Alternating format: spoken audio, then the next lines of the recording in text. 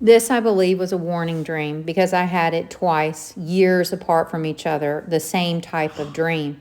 I dreamt I was at the beach and enjoying a wonderful day when all of a sudden the beach turned to snow and ice. It was like in a matter of seconds. And then I saw all these animals running as fast as they can up buildings and everything else. One of the monkeys in particular was a black and white, beautiful monkey that I later learned has 4 chambers of its stomach. It can eat on nearly nothing and it can live off drops of water from leaves.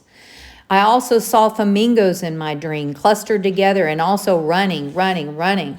Years later, within the last month, I've had the same dream. This time I was on a girls' weekend. We were looking out the window at the beach or the water, and all of a sudden everything went to ice. I was like, oh my gosh, I remember this from my dream. I know what this is. And this girl says, I got to get out of here. I said, I hope you have 4-wheel drive. So for years and years, I wondered, what on earth could this be that we could go from sunny, perfect, beautiful day to all of a sudden overnight we have ice on a beach? That's when one day, just recently, I went to a Christian bookstore. And in that Christian bookstore, I started talking about nuclear war for some reason with the manager. And he mentioned it wouldn't happen because of a nuclear winter. I thought to myself, what is a nuclear winter? And I did some research on it. He said that everyone would die immediately if we had a big nuclear war. Well, that may be true, but you can have a nuclear activity in a region like Russia and Ukraine.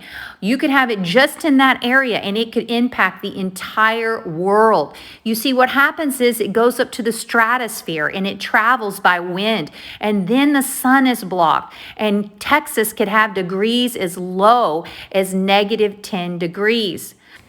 Scientists have been studying for years the possibility of a nuclear winter by looking at the oil fires in Iraq, looking at volcanoes, and looking at the history of Hiroshima.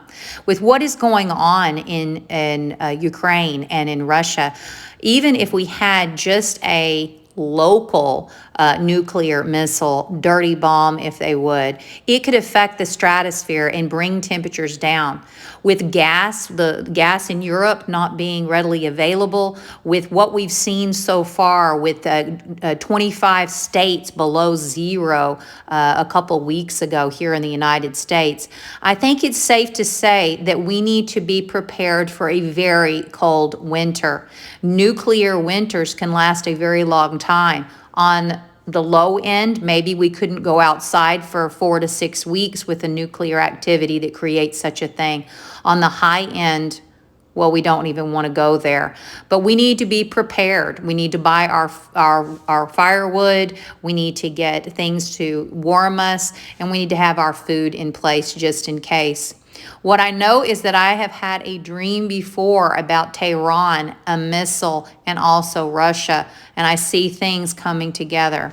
I cannot be sure that my dream meant a nuclear winter, but what I do know is there's a lot of things that had to line up for me to have a conversation with the manager at the Christian bookstore. And as I am engraving a Bible for my daughter, he mentions the word nuclear winter.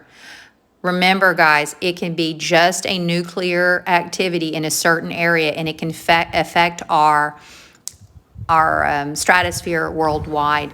So the takeaway from this is, first, I need you to intercede against nuclear war, against nuclear winters, against a very cold winter.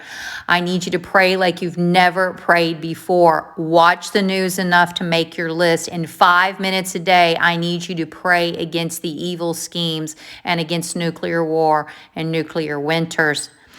The second takeaway from this is we need to, like Joseph, be prepared. So do what you need to do for your family. God bless.